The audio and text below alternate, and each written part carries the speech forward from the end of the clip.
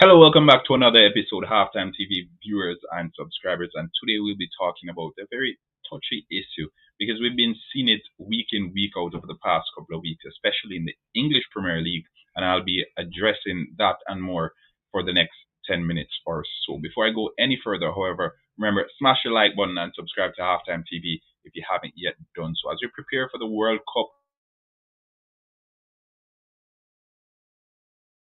in store, and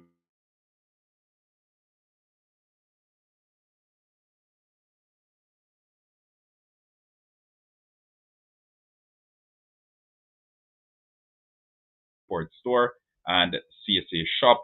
You've been with us since day one, and we look forward to another 365 with you guys on board. All right, now we're talking about integrity and the big question that's been looming over a number of the players in the English Premier League. And I'm not sure if you guys feel the same way, but I've noticed over the past couple of weeks that some of the players that you'd oftentimes see giving their utmost best to their club teams, giving 100%. We haven't been seeing that over the past couple of weeks. We saw Reece James pick up an injury. We saw Trent Alexander-Arnold pick up an injury a couple of weeks ago. He's gradually getting back to his best. We saw news that Paul Pogba will be out of this year's World Cup. N'Golo Kante, the same thing. He won't be taking part in this World Cup. And this is all down to injuries. Now, what this leads me to is Raheem Sterling. Yes, Raheem Sterling plays for my team, Chelsea, but he's not the only one. I saw Joao Cancelo as well with Manchester City. These players are shying away from tackles. They're basically hiding when it comes down to tackles, primarily because they don't want to get injured. Now, a lot of these players who they are not sure if they're placed in their international teams, they're playing their hearts out because they know that there's someone else basically over their shoulders trying to get their spot.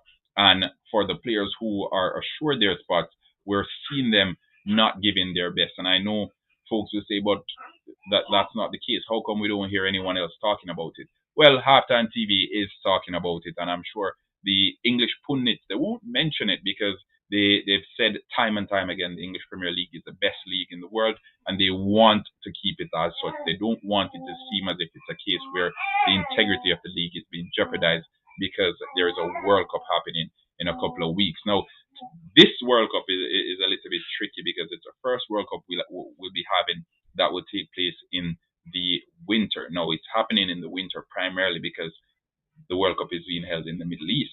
Now, had it been in Qatar in the summer, probably they'd have to have it in a stadium where the air conditioning unit had to be turned way, way up to ensure that the players don't pass out. But the conditions aren't conducive to host a summer World Cup, and that is the primary reason we're having it in winter. Now, what this also means is a lot of the players who generally be playing for their club teams throughout the winter period, now they're having to focus on the World Cup. Also, these same players, they won't get that same gap between the time when their club lets them out and the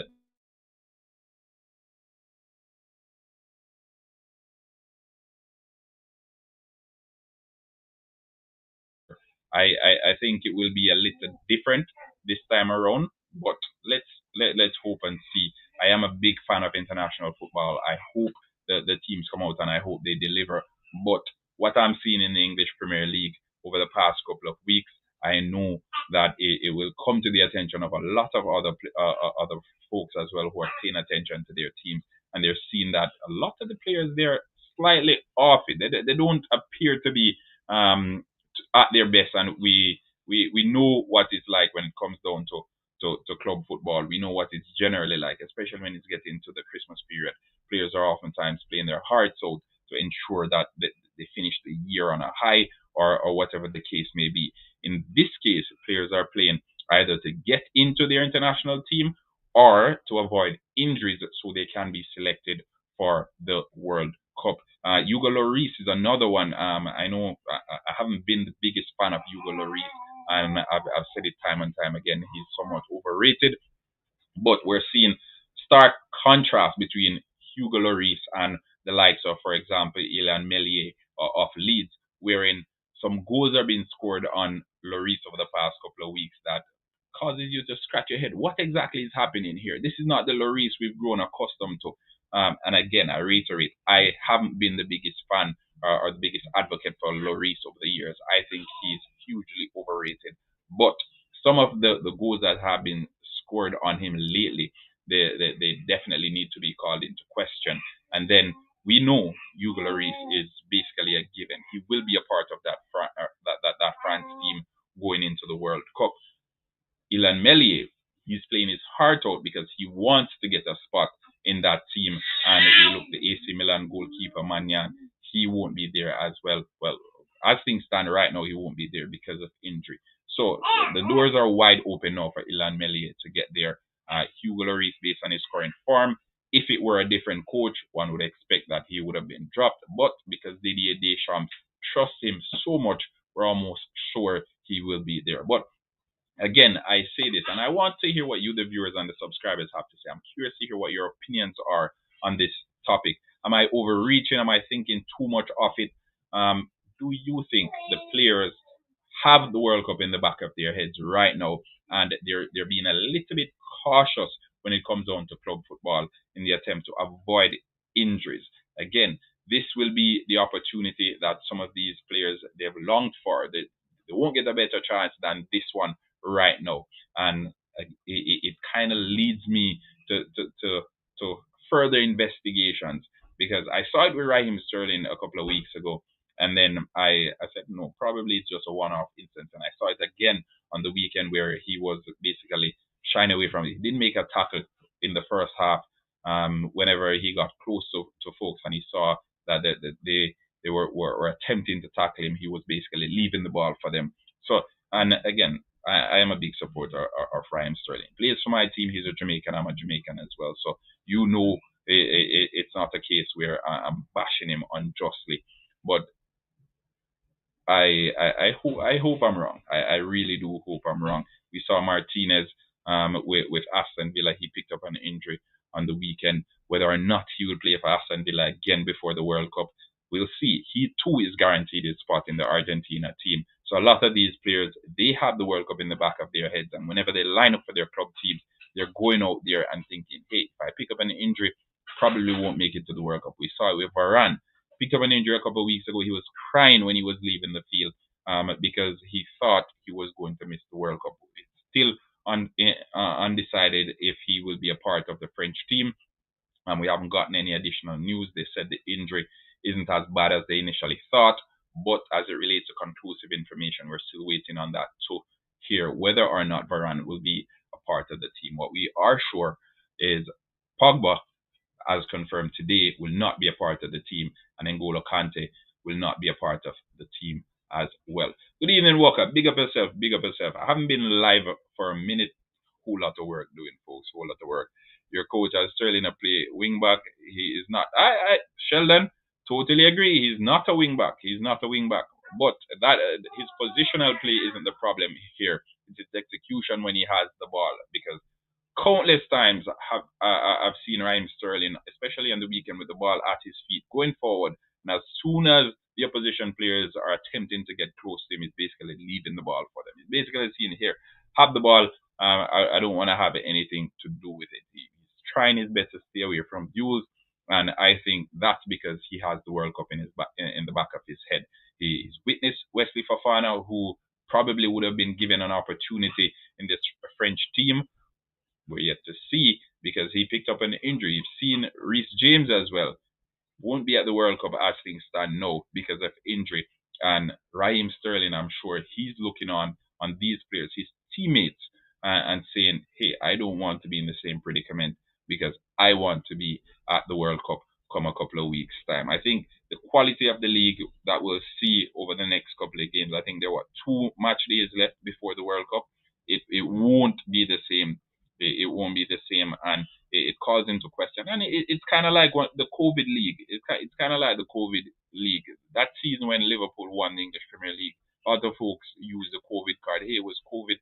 Other the players weren't at their best and what have you. I think this season will be a similar season in that a lot of the players, we won't see the best of them until after the World Cup. And even after the World Cup, a lot of them will be coming back with either their spirits down, or what have you. But it just won't be the same, folks. It just won't be the same. And this is not me saying the World Cup shouldn't happen in Qatar. I just have a problem with the World Cup being in the middle of the season where players actually have something to fight for when they get back. So again, players coming back, we know what patriotism is when it comes down to playing for your country and that sort of thing. There's a different energy, and the players, they want to ensure that they have all that energy reserved. So when they get to the World Cup, they can give it all for their country. They're teams who have a genuine chance of winning the World Cup. Teams like Brazil, teams like Argentina. We saw Martinez, as I said. We probably won't see him again playing for Aston Villa before the World Cup, right? Brazil, the same thing. So a lot of the players who are playing for big teams who expect to compete at the World Cup, the likes of Joao Cancelo, as I said before earlier on in the show, saw him twice for Manchester City, shying away from tackles, trying to stay out of the way of opponents. And there are also players who are playing their hearts out because they want to make a last swing at it to get into that World Cup squad for Qatar. So this one is a little bit tricky.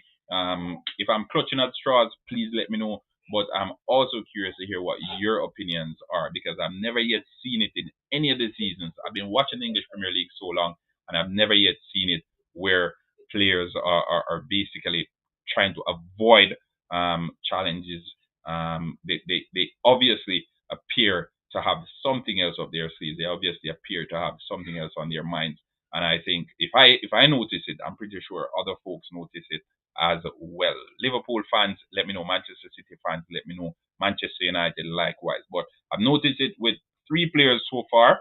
I mentioned Joao Cancelo, Raheem Sterling, saw it with him as well. So I'm curious to hear what you, the viewers and subscribers, have to say. Please leave it down in the comment section. And remember, big shout out Quicklink Shipping and RS Sports Store, the Halftime TV sponsors, as we look forward to World Cup in Qatar. We'll have some more sponsors on board, so look forward to that as well.